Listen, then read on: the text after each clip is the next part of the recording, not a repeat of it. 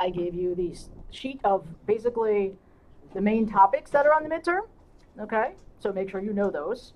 We will talk about some of them tonight, and we have done some of them in the scenarios, okay?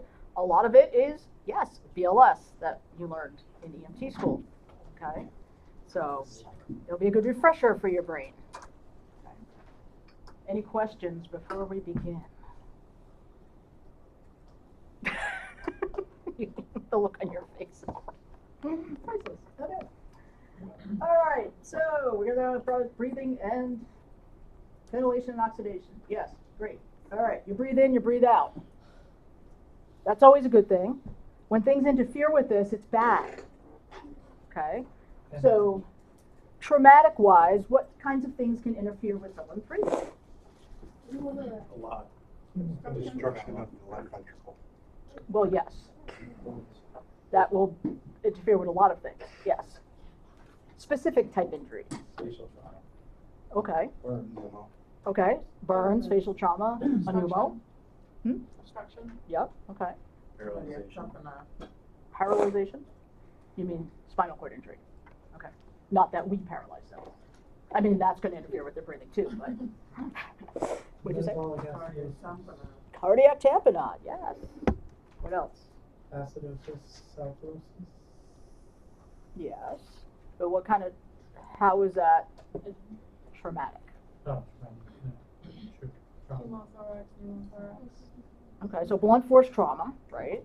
Um, Airway burns, that can cause swelling, which means that they can't pass the air back and forth, which is bad. Getting stabbed in the face. Stabbed in the face is, yeah. Stabbed in the chest. Trachea crushed on steering wheel. Stabbing so that it makes a hole in your diaphragm. Oops. Very bad. Okay. Also, abdominal injury where abdominal organs put so much pressure on your diaphragm, it tears, and you end up with abdominal organs in your chest. Will they put Also something very up bad there? for one's health. Will they put something up there to cause that? What? Okay, Annie. Went back from last night, Kelly. Get out. What'd you say, Annie? He went back again. What did he put there this time? A trophy. At least it had a flared edge. What? Would you like to talk about your rectal trauma? I had a guy put a fly swatter up his butt, full belt up his butt, and a trophy up his butt last night. The best part? No. The best part? He was a priest. Oh my god. He was a priest. Was or is? Oh my god. Is. Twice on Friday, once last night. I was going to say, was it all at the same time? I or did not pull it out. I did not pull it out, but apparently it was like this big before it went in. And all I saw was the base. Did God tell him to do it? God did tell him to do it to punish himself for what he did to the altar boys. Stabilize it. Oh shit. What? Oh my Yep. god. That's not good. Okay. We live in our best life. So it's only used big I'm gonna throw it. All right. So, Next. what kind of bleed? That's going to cause a whole lot of damage and bleeding, right? Ow. Yeah. Okay, next. All right. So, we need oxygen. Literally. Me. So when you think about your diaphragm, when it contracts, it goes down. So it creates a negative pressure and the air goes in, right? Right. When it relaxes, air goes out. Great. What do we do when we start bagging somebody? The opposite, right? So that causes more pressure in one's chest, which means that blood return to the heart can be less because of that. So we have to be aware of that when we take over ventilation for somebody, that we are creating a situation where they might have less blood return to the heart because of increased pressure in their chest. Okay? Not that we don't do it because of that, it's just that you have to be aware that that happens. Okay? All right. Don't forget we have some dead space in there, but normal volume, how much do we usually bring in? How many? 500. Yeah, between 500 and 700, okay? How much does that adult bag have? A lot more than that. 1,500. About 1,500. So you have to be aware of that, especially if you have big hands crushing that bag. What's going to happen? barotrauma, and the extra can go in the esophagus, and then you get pukies, right? So you don't want to do that. You want to bag them just enough so that they get chest rise, okay? Of course, it's hooked up to high flow oxygen, okay? So on the left, that's everything's normal, okay? Then we go, their SpO2 is low and their CO2 is high. So they're not getting ventilated so great, right? What are some of the reasons their SpO2 can be low? Okay, COPD, asthma. Well, you mean being exposed to carbon monoxide? Yes. PE, yeah. What else? Oxygen poor environments. Yes. So they could be in a silo, right? Confined space where there's less oxygen. Okay. What else? Any form of shock. CHF, any form of shock. Okay. Anything that's going to get in the way of airflow in and out, right? So, and we talked about some of them for airway burns, right? Because that could cause a problem. Anaphylaxis, if they've got swelling, right? So a lot of different things. If one inhales rat poison, that could do it too. Yes. All right. So then we have a situation where your SpO2 is normal, but the CO2 is too high. What kind of patients do we have there?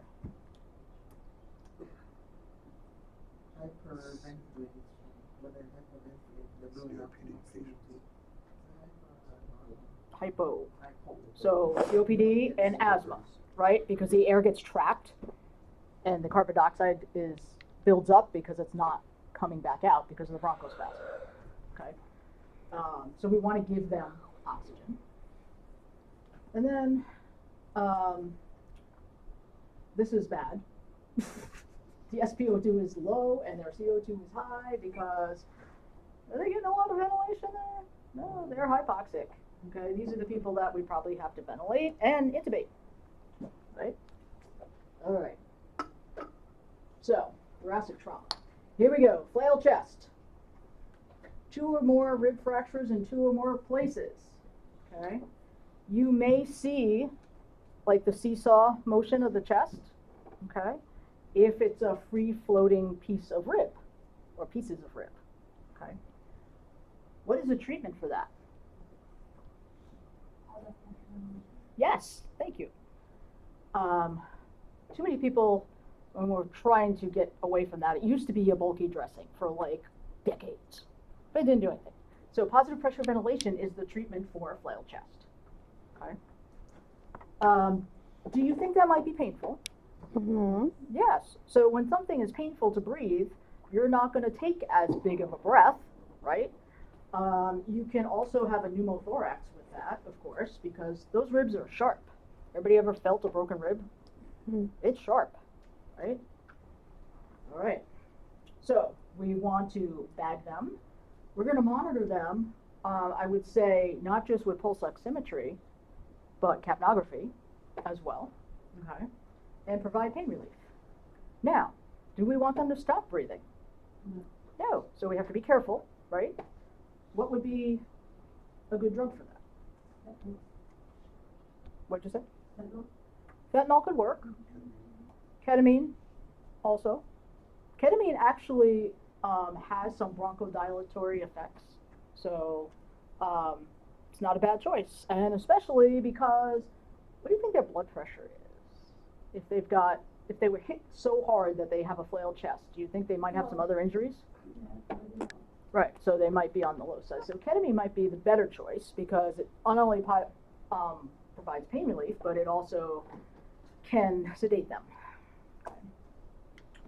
All right.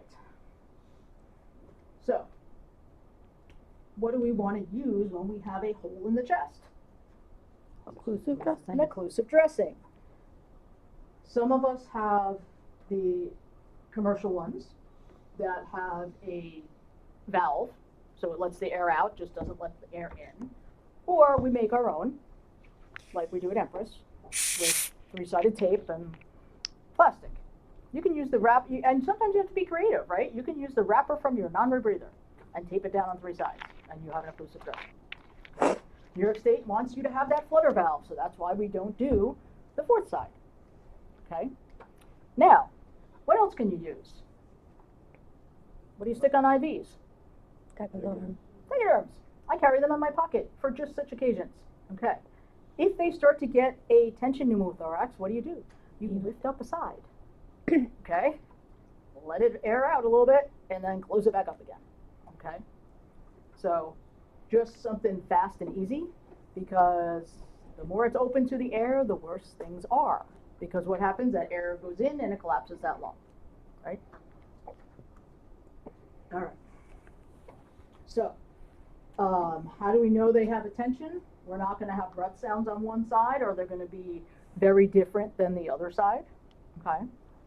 They're going to be hypotensive, and you're going to see the JVD. Does anybody know what angle you should look at the patient for JVD? There is a specific angle they should be sitting at. 45 degrees. It's in your books somewhere. Probably a couple times. All right, how do we fix it? Needle decompression, or the docs do a thoracostomy.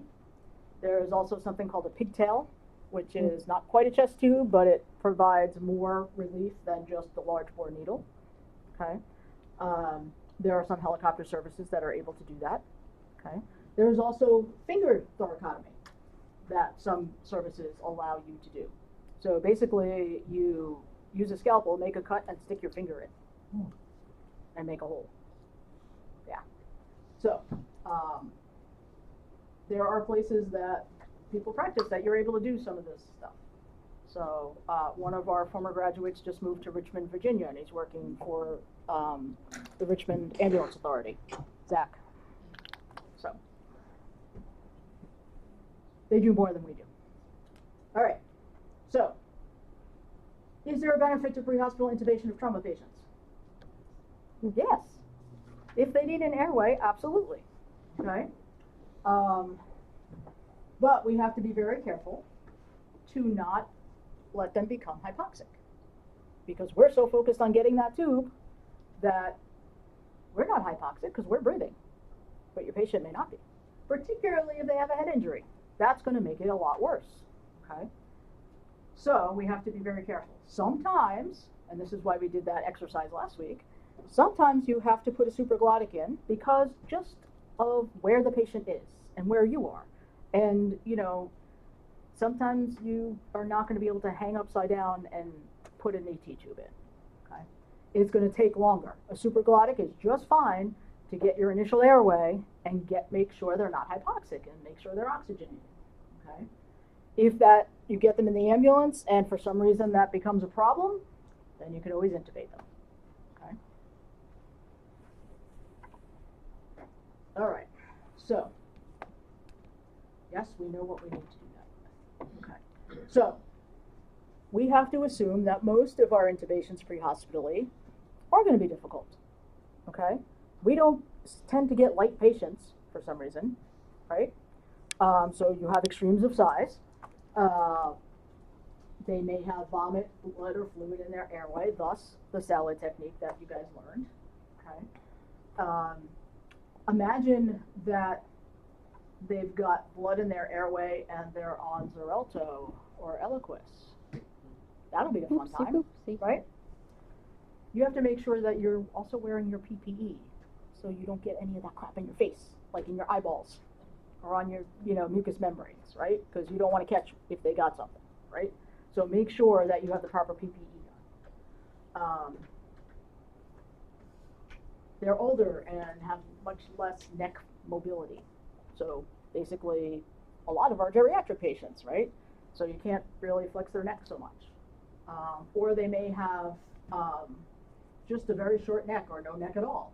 That's your anatomic challenge. And anybody that we're gonna intubate is probably hypoxic to begin with, right? That's why we're bagging them and thinking we're gonna intubate them. That's the criteria that LifeNet uses for their difficult intubations. They came up with that and did the research and proved it and all that stuff. All right, so you're dispatched to a motorcyclist down. The patient's 22 years old. It's a cool autumn day, 65 degrees out, at 4 o'clock in the afternoon. He went off the roadway and struck a tree and was thrown 20 to 25 feet. Is that good? No. No. Right. So firefighters are on scene, cops are there. You are 60 minutes away from a level 1 trauma center. So basically we're up here somewhere. And it's 20 minutes by medevac. And the local hospital is 40 minutes away by ground. So where do we ideally want to go? To the helicopter landing spot. Yeah, so we ideally want to go to the level 1 trauma center. But is that always possible? Mm-mm. No. Why? The patient might not have blood. Wait, two people spoke at the same time, what? I said patient dependent on how their status is. Okay, so if they're dead, they don't fly. Okay. The helicopter might not be flying. Right, so weather, right? Or they're out on another mission or whatever the case may be. So you may not get a helicopter. Okay. Or they give you an ETA, they'll say 20 minutes plus lift. Okay, so you're looking at 30 minutes. You could probably be at a level 2 trauma center by then. Okay, so you got to think about it. What is the fastest way to get my patient to definitive care? Okay. Now, if it's a burn patient and they don't have any other trauma and they need to go to the burn center, well, then you might wait for the helicopter. Okay. But if there's any other trauma going on and they might need blood or an airway or whatever the case may be, you go to level 2 and have the helicopter meet you at the hospital. Okay? So you don't want to be sitting on scene waiting for the helicopter. All right? Do helicopters take dead people? No. No, they do not. They do not take cardiac arrests because they can't really do a whole lot in the back there. There's no room. Okay?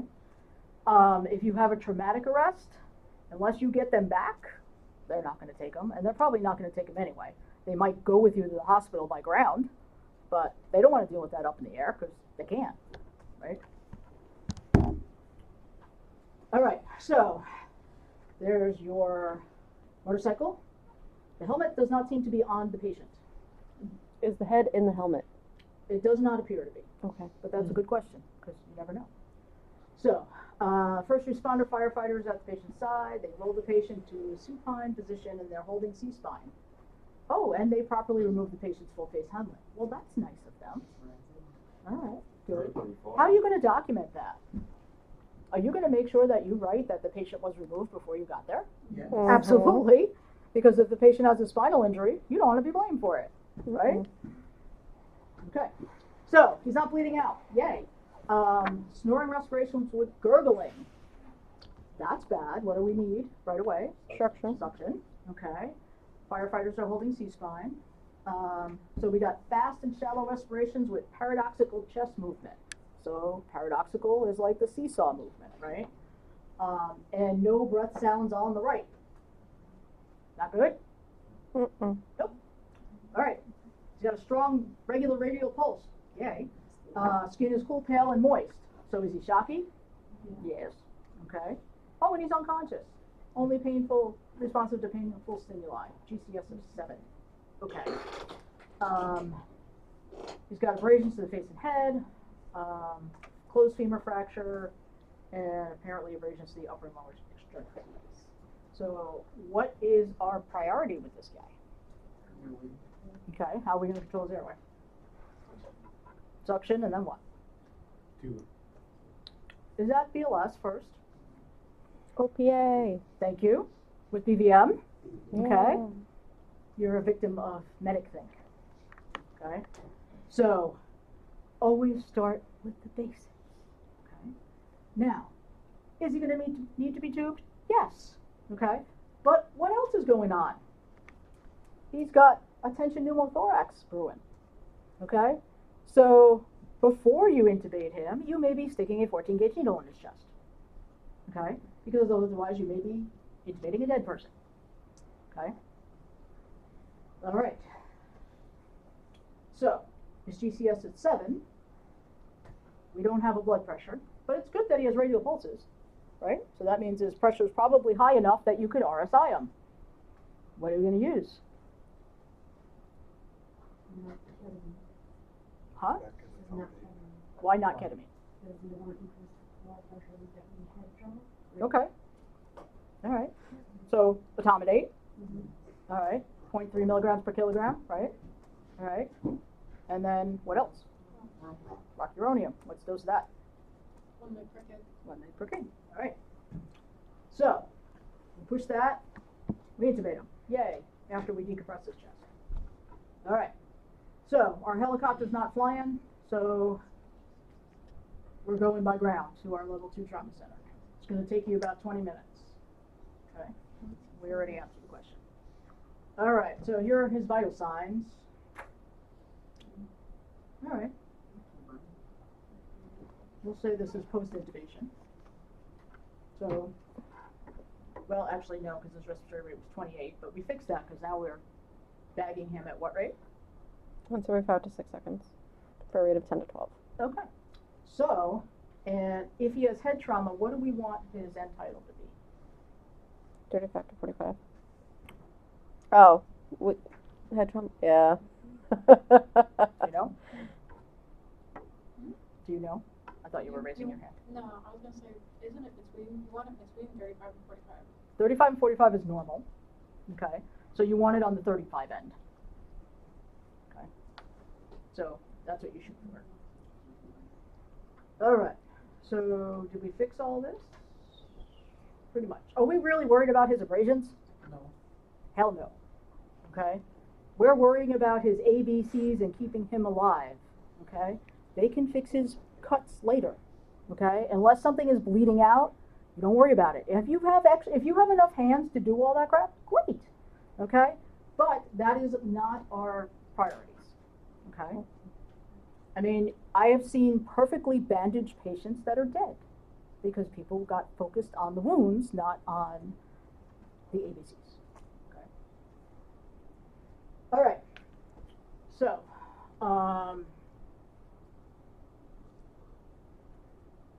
is this our same guy? I guess it is. Okay. What about our? I already did that.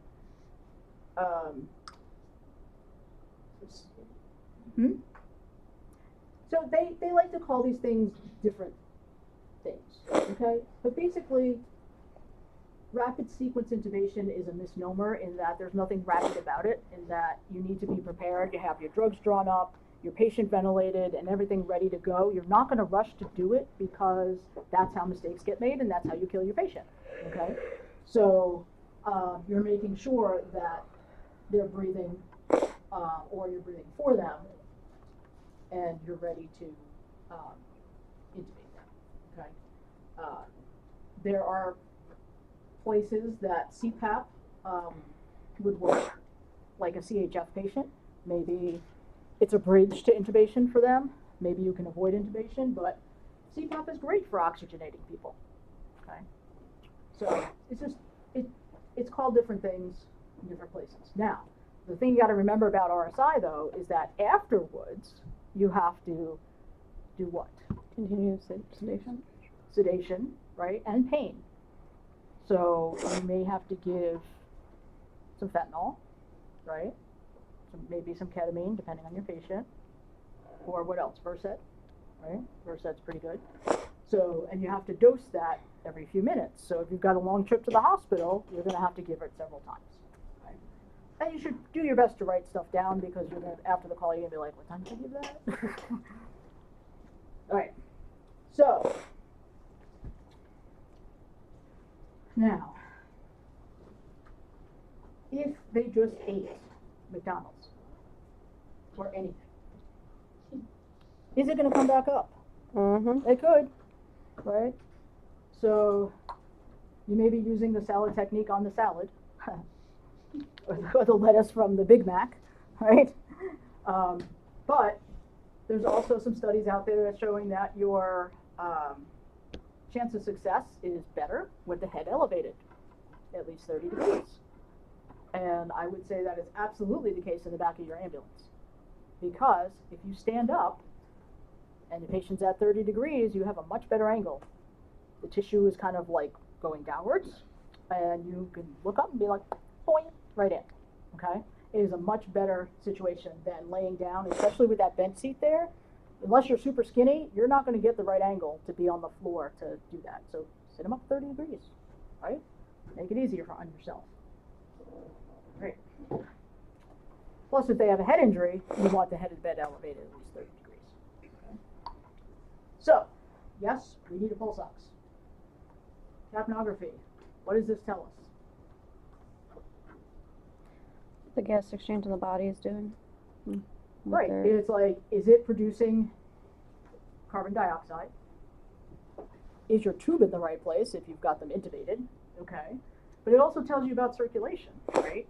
Because think about when you're doing CPR. If you're moving blood, you're going to get carbon dioxide back. If you're not moving it so well and there's like nothing going on, your numbers are going to be pretty low. So for CPR, we want to get that above 10. Okay? And if you get it into the low 20s, you have a much better chance of getting ROSC. Okay? So you want to see the waveform and you want to get decent numbers.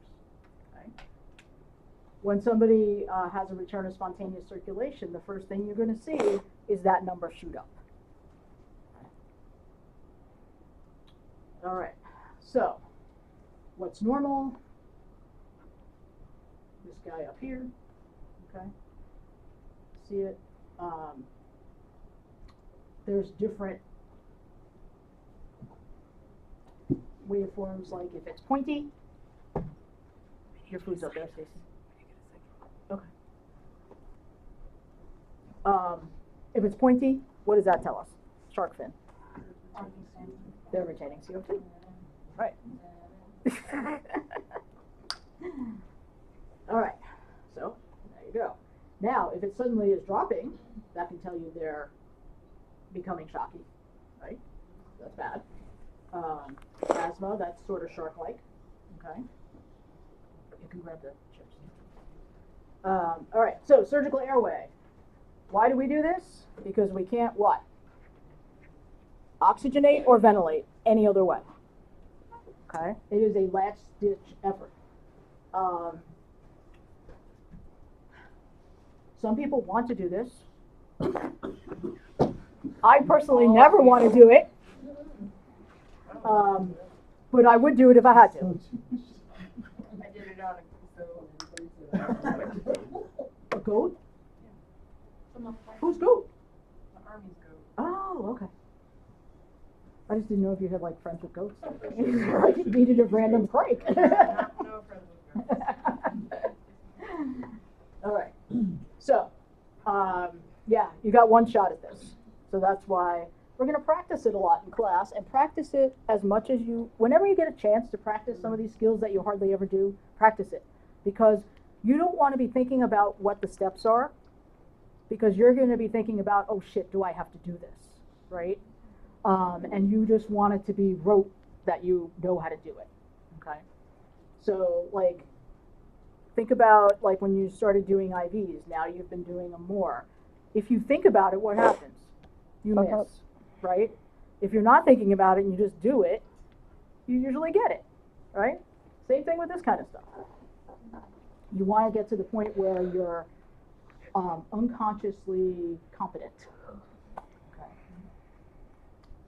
All right. So, what kind of injuries would you think would require a crike? Could be a, okay, facial, head. What else? Like severe burns to the airways, of course, like really like Yep, if you get to them and their airways are already closed. Yep. What about that trachea to the steering wheel? That could be a problem, right? If they don't have a jaw, that makes it a little harder, right? And do you shoot for bubbles? Well, that's where the air is coming from. Sometimes the anatomy is not going to be as you expect it to be, right? So try the best that you can, and if you need to, then you go to a crike. All right. Of course, the patient is unstable. Yes, we know this. Okay, we know that too. Yes, we talked about that. All right. Oh, we apparently got the helicopter. Yay! Yep. Had surgery for his hemopneumothorax and fractured femur. Oh, but he died a week later due to severe chest trauma. Well, what a bummer. Okay. Well, we gave him a shot. Are we terribly worried about his fractured femur? He's not awake. We're not really worried about a traction split. Okay. We do know that it's bleeding. It can bleed up to 1,500 cc's into one's femur, into one's thigh. Okay, so it is a site for blood loss. So you got to think about that. Okay, but we're not going to mess around with a traction splint when he's got so many other things going on. Okay. All right. So, what if we had this patient and we got him intubated and we still weren't getting a decent pulse ox? What are we going to check? Okay. We're going to use our dope mnemonic, right? We're going to make sure we're hooked up to oxygen, that we have oxygen, and the crew before us didn't leave us with nothing. That never happens, right? Somebody didn't step on the tube, right? Because who gets to bag the patient usually? The EMT. The least experienced person usually, right? Especially if we've got, maybe we have some people from the fire department in the back. Here, squeeze this bag once every 6 seconds, right? So, you know, you got to check everything out. Maybe he's got that tension pneumo that we need to decompress, okay? So you do everything that you can to optimize, all right?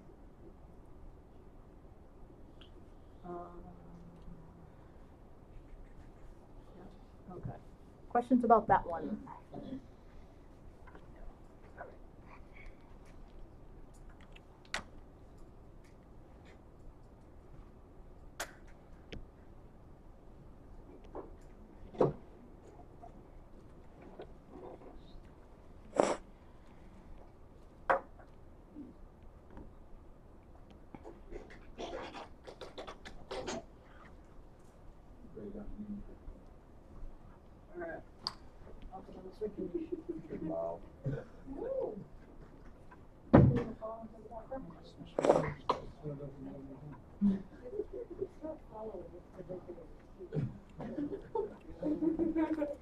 Right.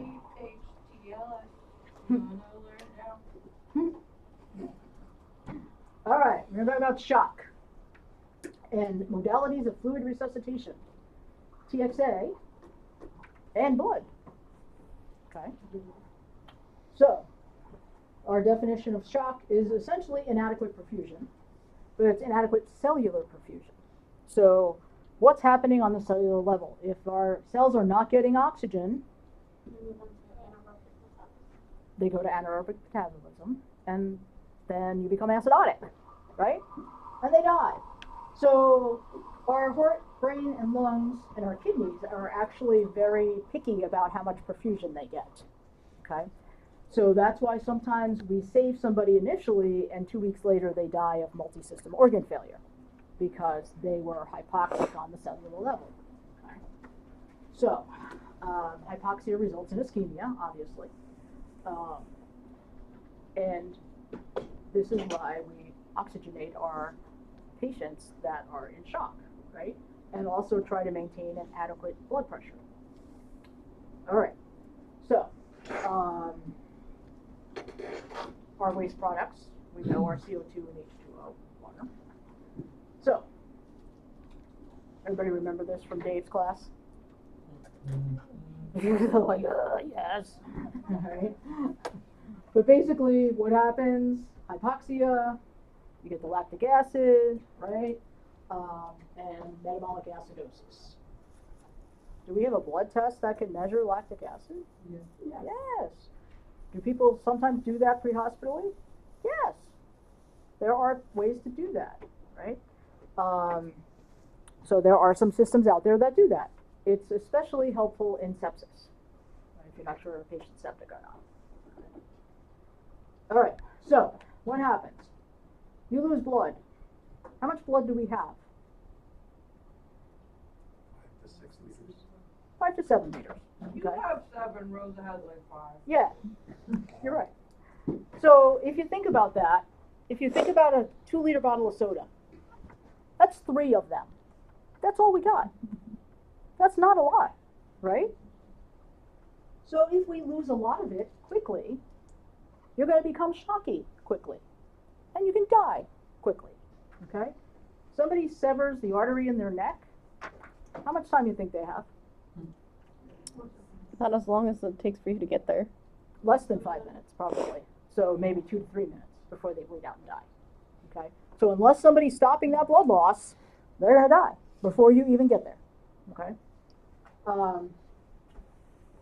So, what happens to our body with blood loss? How does it show? What do we see? When we need to compensate, Mhm. they have like elevated heart rate. Yep. What else? Shunting. Hmm? Shunting. So what does that present as? The skin starts to get pale, cool, diaphoretic, Yes. and goes to the What did you say back there? Different thing, Okay. Okay, so you're gonna have increased pulse rate, you're gonna have skin signs, pale, cool, and diaphoretic, okay, with most types of shock, not all. What else? Does their blood pressure fall right away? No? No, that's a later sign, okay? But of course, if they're like, have blood out in 2 minutes, you don't have to worry about a blood pressure because they're dead, right? What about their mental status? It's probably going to be altered, okay? If they've lost a lot of blood, they're probably going to be unconscious, right? Can they be standing on the side of the road and being in shock? Be in shock. Mm-hmm. Absolutely. Okay. Let's talk about mechanism of injury for a minute. Is the emphasis on mechanism of injury as strong as it used to be? Mm-mm. No. Why? Because our cars and vehicles have been made much safer than they used to be. So now we have all this safety stuff, okay? So you can't necessarily go by the amount of damage. Even cars that have not much damage, the patient can still be in shock because maybe they're on Eliquis or Xarelto or Coumadin or some sort of blood thinner. And the airbag going off and hitting them in the side is enough to cause them to have a bleed in their spleen. Okay? I had this 3 months ago in a call on Route 9. Well, I was not the first ambulance on scene, I was second. And there was 2 cars. One guy, in his car, he got sideswiped. There was not a lot of damage to the driver's door, but the airbag did deploy, okay? And across the street was 4 ladies, one of them being pregnant, screaming and making all kinds of noises, and they really weren't hurt. But the pregnant one wanted to go get checked out. Fine. So the person that was first on scene ended up taking her, and I had the guy that she had initially been talking to when we got there, standing on the side of the road outside of his car. Okay? He looked fine, but he was complaining of pain in his shoulder. Like, okay. So I get him in the back of my truck, and we're taking vital signs, and his skin is cool, pale, and moist. Oopsie poopsie. He's tacky in the 90s, but he's also on a beta blocker. I'm like, very interesting. So I called the trauma thing, the Vassar, off we went, and turned out that he had a splenic artery laceration, and they fixed it in interventional radiology. But I was like, alrighty then. You know, he was alert and oriented. And like I said, he was standing on the side of the road outside his vehicle, not what you would normally expect. But if I didn't actually assess my patient, would I have found that? No, right? So you have to assess all your patients. How many of you know medics who would just be left that just by looking at them standing on the side of the street? Absolutely. Yep. And that's how you lose your card in the shredder. And what happens is those medics get away with it a lot for a long time, and then it happens, and they do not anymore. Okay? So I don't know about you, but I'm not gonna it's not even my main job, but I'm not gonna risk losing my card or my paycheck because I'm not taking care of my patient properly. You know? All right.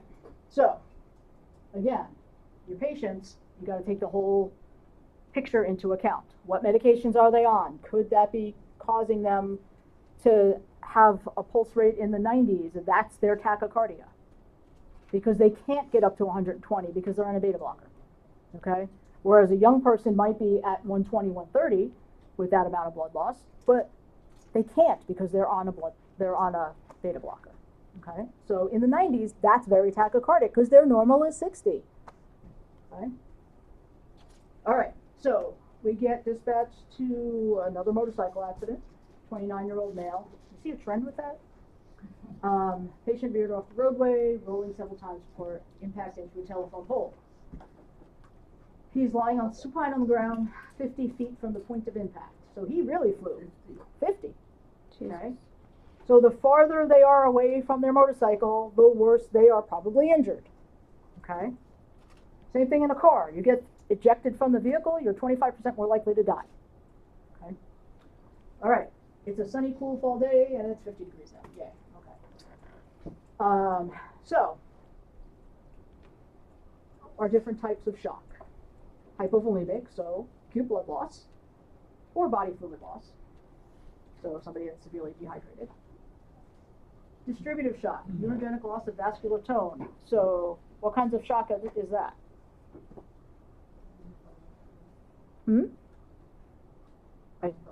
Anaphylaxis, sepsis, and neurogenic. Very good. Okay. And then we have our cardiogenics, low cardiac output, because the heart is just not doing so well, and the left ventricle can't push out that blood. Okay. Now, what's this showing us? Cardiac tamponade. That is a cardiac tamponade. So there is fluid around the heart. Okay. The more it builds up, the less that the heart is going to be able to expand and squeeze.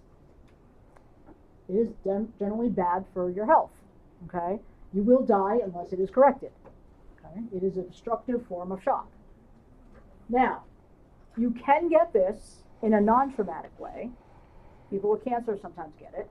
Okay, but it's usually a lot slower to come on versus traumatic where it's active bleeding, it happens more quickly. Okay.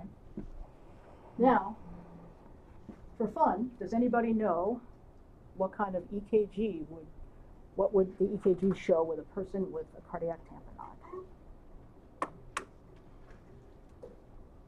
Since you guys have been studying ahead. All right. Called electrical alternans.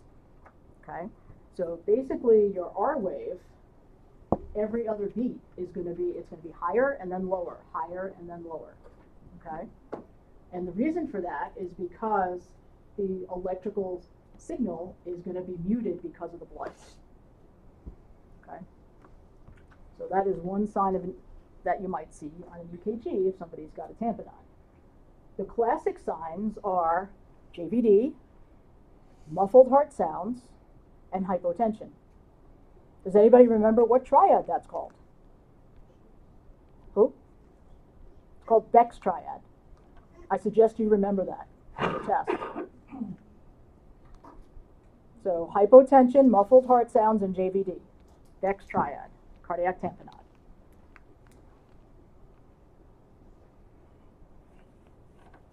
Does anybody know how they fix that? Paracentesis. Cardioparacentesis. They stick a long needle on the subxiphoid approach using ultrasound now and basically drain that blood out of this around the sac of the heart. Okay. Obviously, it's much more precise now that they're using ultrasound. I would not want to have been the person trying to do this without it. But What was the, yeah. what was the it called? EKG, it's called electrical alternans. Oh, Stacey's going to draw for us. Yeah. I have a picture on my phone, but it's not very good for you guys to see. So like, when she says like the R wave being here, so like this one is like, you know, whatever, regular. And then you have this one, and it's a bit shorter. And you go through back here, this one's tall again, and then this one's like a short guy. So So every other one is shorter, basically. regularly irregular.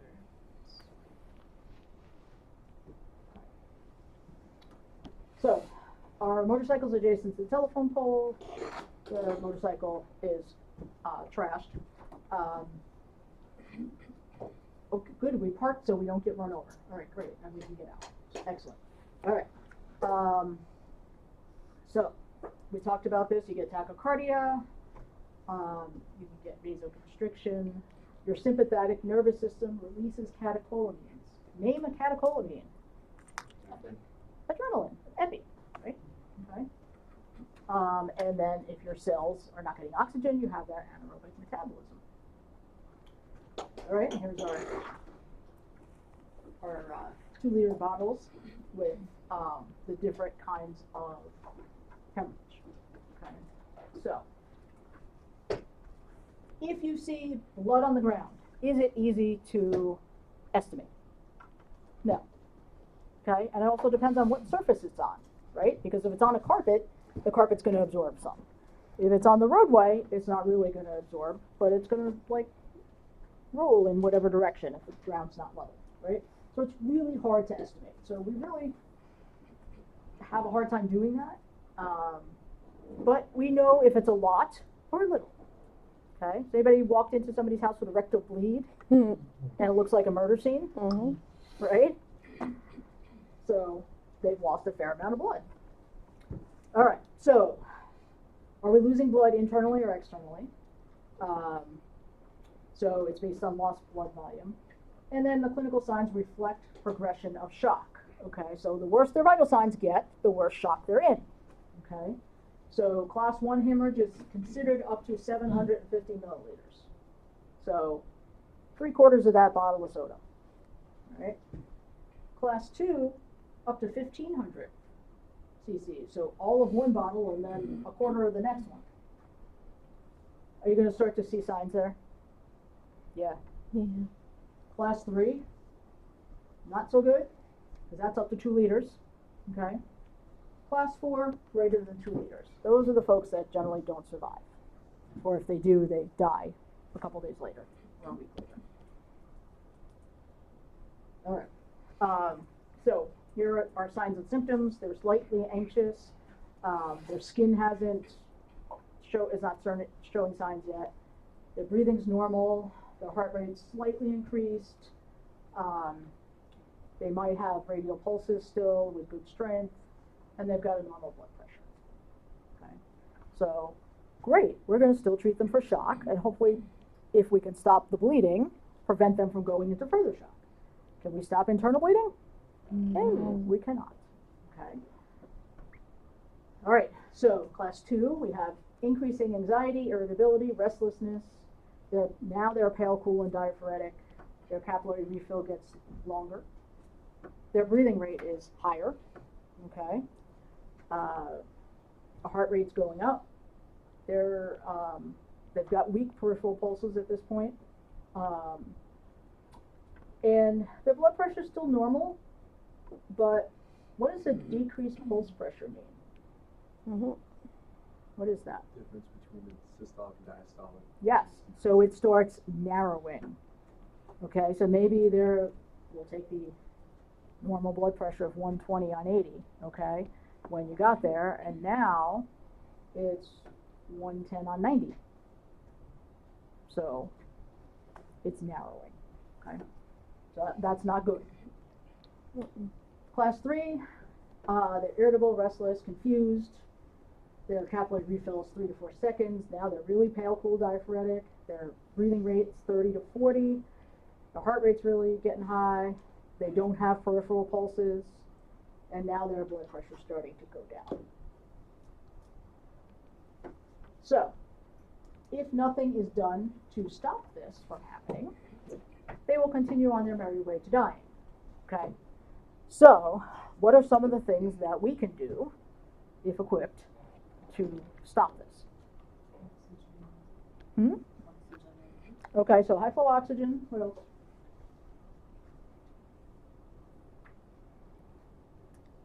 How do you treat shock? Keep them warm. Keep them warm. Live supine, high flow oxygen, keep them warm, transport rapidly. Okay. We Large can bore IVs, fluids. put in 2 IVs. To poop. Now, We don't want to flood them with fluid because we will make Kool-Aid, okay? Normal saline does not replace blood, okay? Because it has no ability to carry oxygen. It also has no clotting factors. So ideally, what needs to go back into their body is blood, whole blood, okay? There are many systems now doing this. Hopefully, at some point, we will get this. And it is incredible to see people turn around after getting blood, okay? And it gives them the time to get to the hospital, to get this, if they have internal bleeding, to get to the hospital, to get surgery to stop that bleeding. It buys them that time. People that would have died, and you know, there are critics out there, but the evidence is overwhelming that the sooner you get it, the better off you are. New Orleans, there's like 5 hospitals, okay? They're usually no longer than 10 to 15 minutes from a hospital. It's usually 5 to 10 minutes, all right? There's a lot of gun violence there. There's a lot of stabbings and all that other stuff. They started their whole blood program a couple of years ago, and their save rates have gone through the roof, okay? Because 5 minutes sooner, people are getting blood and they're living. So that is like the difference that it can make. And think about some of the areas here. Can that work in the city of Poughkeepsie? Absolutely. What about Unionville, Beekman, right? You're 40 minutes from anywhere. So somebody has a GI bleed or a major trauma. They don't get blood, they're gonna die, right? The other thing we can do is TXA. I know Steve was talking about this the other day, right? Because what does that do? It stops the body from breaking down the clot that's formed, okay? It doesn't work immediately, but it's gonna work a couple hours down the road, okay? So the sooner they get it, the better. Were you guys given that in the Army? No. No. Yeah. They are now, but not when you Not were in there. my day. No, they're Yeah. And now they just updated at the, least 5 years ago. yeah, they just, well, it always starts with the military, before we get it. And now they've updated the dosing, so it's 2 grams.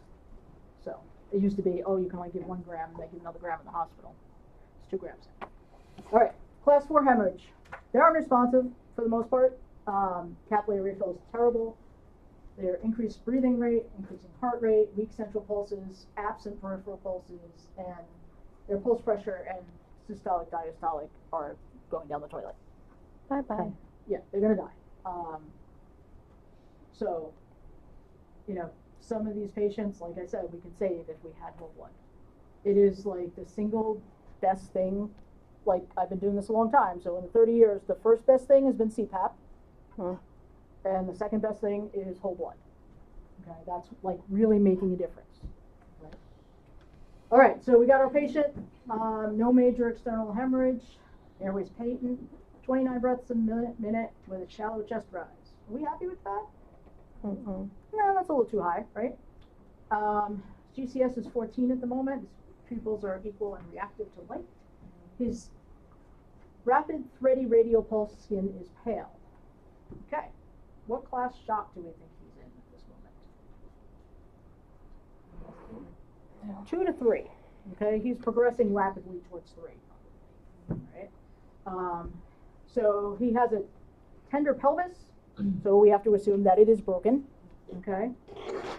He's got bruising and abrasions to the left upper quadrant. So what's here? The spleen. Okay. We don't care about the abrasions to his hands and arms at this moment. Okay, so he's bleeding. He also has most likely a pelvic fracture. How are we going to fix that? Pelvic binder.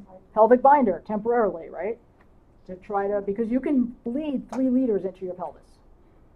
It's very vascular, okay? So depending on the type of fracture, using that pelvic binder can slow down that bleeding. Okay, so obviously some of these things are going to make a difference in terms of how much blood somebody's going to lose, and if they're going to be able to compensate. Okay, so we already talked about the blood thinners. All right, a pacemaker is going to keep their heart going, and if it's not a demand and it's set at a certain rate, they're not going to get tachycardic. So, you know, you're not going to be able to use that as a guide wire as to how much shock they're in. Okay. So you gotta use skin and other things. Older patients and geriatric patients cannot compensate as well as a younger person. They have less reserves, okay? And more comorbidities and more medications they're on, okay? Pediatric patients, they compensate really well until they don't. They go along, and then fall off the cliff with their blood pressure, okay? So we gotta catch it early, and one of the best ways is looking at capillary refill, right? Looking at what their mental status is, what's their skin signs, right? They're gonna get tacky. So you can't always assume that, oh, they're just, they're upset, so their pulse rate went up. You gotta look at everything. Okay? Pregnancy. What happens in pregnancy? Blood volume. It doubles, right? So they can lose a lot more blood before they're gonna show signs of shock. All right, so you gotta keep that in mind. Most pregnant women want to go to the hospital. I try not to RMA anybody that's pregnant that was involved in an MVA because you just don't know. Even if it's minor, most of the time they want to go anyway. Okay, but you don't have an ultrasound to look. Right? And then athletes, what do you think they mean here? If they're like long distance athletes, they have lower blood pressure, low heart rates. Right. So their normal their heart rate might be 54, okay, and their blood pressure on the lower side. So their tachycardia may be 80, right, if they're normally 54. So just something to keep in mind. All right, so what are the advantages and limitations of blood products? Well, as long as we have low titer whole blood, we don't have to worry about people getting a reaction to it. Okay, because they've gotten rid of the things that are going to cause a reaction. Okay, so anybody can get it without having to worry about the positive and negative and all of that in terms of an infusion reaction. Some of the drawbacks is it's more expensive, and the system and the availability of it may not be easy, but people are figuring that out. And so let's say that you're the supervisor in the fly car and you've got blood on your car. Okay, what's probably going to happen is it's got to be obviously in a refrigerator at a certain temperature that you have to check on a regular basis, and you maybe, if you didn't use it that week, you're going to be switching it out in the blood bank or whatever so that it gets used, because you don't want that to be wasted because it's a precious resource, right? So maybe once a week you're going to the blood center and switching out your blood. Okay. So what are the objectives of blood resuscitation? What do you think? To save their life, right? To buy them time to get to definitive care, to get the bleeding stopped, because we can't do a lot of things pre-hospitally, especially surgery. Okay. All right. So, are you going to hang a bag if somebody's in shock? Yes. We want to keep their systolic blood pressure to 80 to 90. Okay? We don't want it above that, because if they're forming clots, we don't want to pop that clot. Okay? The only time it's different is if they have a head injury and we want it to be 110, because we need that pressure to be higher to perfuse the brain. Okay? So when I first became a paramedic, eons ago, everybody got 2 large bore IVs and 2,000 bags hung wide open. We can't do that anymore because what are we making? Kool-Aid. Kool-Aid, right? So we just want them to be at 80 to 90. Okay?